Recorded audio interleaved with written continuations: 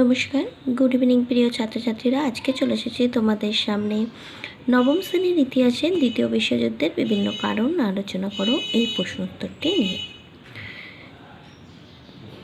তো আলোচনার পূর্বে বলে রাখি, যদি তোমাদের আমার ভিডিও ভালো লেগে থাকে অবশ্যই সাবস্ক্রাইব করো আগন্তুক ইউটিউব চ্যানেলটি ও নিজেদের বন্ধু বান্ধবীদের মধ্যে প্রচুর পরিমাণে শেয়ার করে দিও, কেননা আমার চ্যানেলটা নতুন।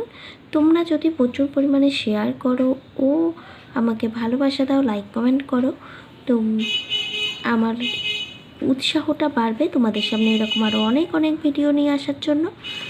তো এবার ফিরে আসি আলোচনায়। দেখো, প্রথমে যে কোনো উত্তর লেখার জন্য আমাদের একটা ভূমিকার সাহায্য নিতে হয়, ভূমিকা বা সূচনা। তো সেই ভূমিকা বা সূচনাটাই প্রথমে আলোচনা করা এখানে, ঠিক আছে। ছোট্ট একটা 3 লাইনের ভূমিকা আছে। 3 লাইনের ভূমিকাটা লিখে নেওয়ার পর তোমরা চলে আসবে মূল কারণে, দ্বিতীয় বিশ্বযুদ্ধের মূল কারণ কী ছিল সেই আলোচনা। তো দ্বিতীয় বিশ্বযুদ্ধের বিভিন্ন কারণগুলোর 1 নম্বর কারণ ত্রুটিপূর্ণ ভার্সাই সন্ধি। প্রথম বিশ্বযুদ্ধের পর বিজয়ী যে মিত্র শক্তি ছিল তা পরাজিত জার্মানির উপর, যেহেতু প্রথম বিশ্বযুদ্ধে কারা হেরে গিয়েছিল? জার্মানি, তাই তো? সেই জার্মানির উপর তীব্র বৈষম্যমূলক ভার্সাই সন্ধি চাপিয়ে দেয়। এই ভার্সাই সন্ধির দ্বারা জার্মানির বিভিন্ন ভূখণ্ড, শিল্পাঞ্চল, খনি ও উপনিবেশগুলি কেড়ে নেওয়া হয় এবং 2 নম্বর, জার্মানির সামরিক শক্তি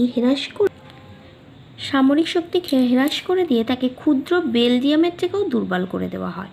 3 নম্বর, জার্মানির ওপর বিপুল পরিমাণে আর্থিক ক্ষয়ক্ষতির বোঝা চাপিয়ে দেওয়া হয় এবং জার্মানি একতরফা চুক্তি ভেঙে ফেলার সুযোগের অপেক্ষায় ছিল, ঠিক আছে।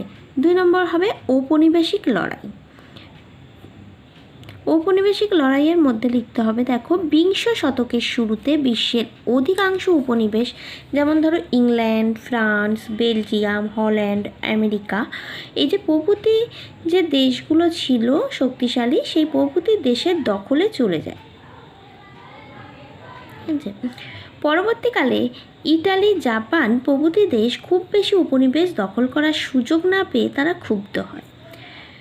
তাছাড়া ভার্সাই সন্ধির দ্বারা জার্মানির অধিকাংশ উপনিবেশ মিত্রপক্ষ কেড়ে নেয়, ফলে উপনিবেশের অধিকার নিয়ে বিভিন্ন দেশের মধ্যে তীব্র প্রতিদ্বন্দ্বিতা শুরু হয়ে যায়। 3 নম্বর পয়েন্ট, একনায়কতন্ত্রের উত্থান। প্রথম বিশ্বযুদ্ধের পর কয়েকটি দেশে একনায়কতান্ত্রিক শাসনের উদ্ভব ঘটে। এদের মধ্যে অন্যতম ছিল ইটালির ফ্যাসিস্ট শাসক মুসোলিনি ও জার্মানির নাৎসি শাসক হিটলার, জাপানের শাসক তোজো প্রমুখ। তাদের এই উগ্র সাম্রাজ্যবাদ ও যুদ্ধবাদী নীতি বিশ্বে অশান্তির সৃষ্টি করে। এবার চলে আসি নিরস্ত্রীকরণের সম্মেলনের ব্যর্থতা। জেনেভার নিরস্ত্রীকরণ সম্মেলনে বৃহৎ শক্তিগুলি জার্মানির অস্ত্রশক্তি হ্রাসে অত্যন্ত উদ্গ্রী বলে তারা নিজেদের অস্ত্রশক্তি হ্রাস করতে রাজি ছিল না এবং জার্মানি নিজের সামরিক শক্তি বৃদ্ধির সুযোগ না পেয়ে তারা সম্মেলন ত্যাগ করে নিজের ইচ্ছা মতো সামরিক শক্তি বৃদ্ধি করে। এরপরে চলে আসি জাতিসংঘের ব্যর্থতা। প্রথম বিশ্বযুদ্ধের পর বিশ্বশান্তি প্রতিষ্ঠার লক্ষ্য নিয়ে জাতিসংঘ প্রতিষ্ঠিত হলেও জাতিসংঘ তার লক্ষ্য পূরণে বারবার ব্যর্থ হয়। যেমন জাপান চীনের মাঞ্চুরিয়া দখল করে এবং জাতিসংঘ জাপানের বিরুদ্ধে কোনো ব্যবস্থা নিতে পারেনি।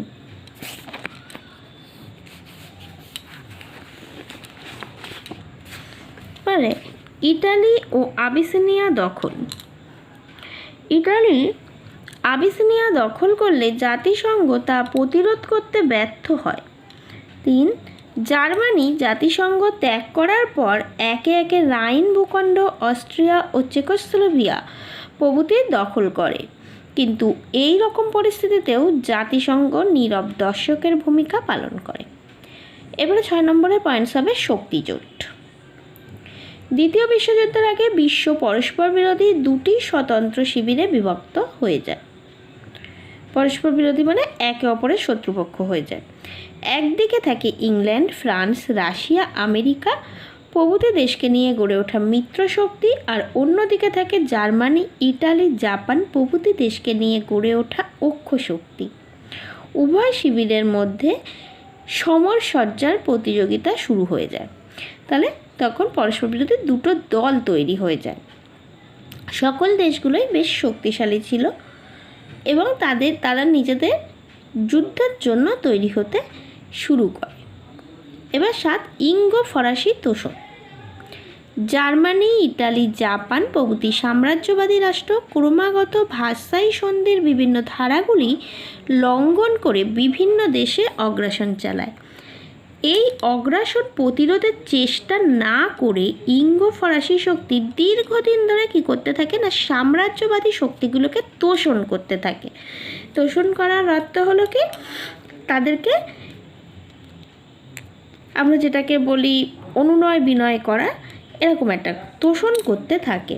ফলে ইঙ্গো ফরাসি শক্তি মনে করত যে তোষণ নীতির মাধ্যমে যুদ্ধ এড়ানো যাবে, কিন্তু এই তোষণ নীতির ফলে সাম্রাজ্যবাদী দেশগুলির অগ্রাসন আরও বেড়ে যায়। 8 প্রত্যক্ষ কারণ। জার্মানির শাসক হিটলার 1939 খ্রিস্টাব্দের 1 সেপ্টেম্বর পোল্যান্ডের আক্রমণ করলে 3রা সেপ্টেম্বর ইঙ্গো ফরাসি শক্তি জার্মানির বিরুদ্ধে যুদ্ধ ঘোষণা করে। ফলে দ্বিতীয় বিশ্বযুদ্ধ শুরু হয়ে যায়। মূল্যায়ন। দ্বিতীয় বিশ্বযুদ্ধের চূড়ান্ত যুদ্ধে মিত্র শক্তির কাছে জার্মান নেতৃত্বাধীন ঐক্য শক্তি পরাজিত হয়। তারা দ্বিতীয় বিশ্বযুদ্ধে মিত্র শক্তির কাছে ঐক্য শক্তি পরাজিত হয়। 1943 খ্রিস্টাব্দে 3রা সেপ্টেম্বর ইটালি আর 1945 খ্রিস্টাব্দের 7ই মে জার্মানি ও 2রা সেপ্টেম্বর জার্মান আত্মসমর্পণ করে। ফলে দ্বিতীয় বিশ্বযুদ্ধের অবসান ঘটে।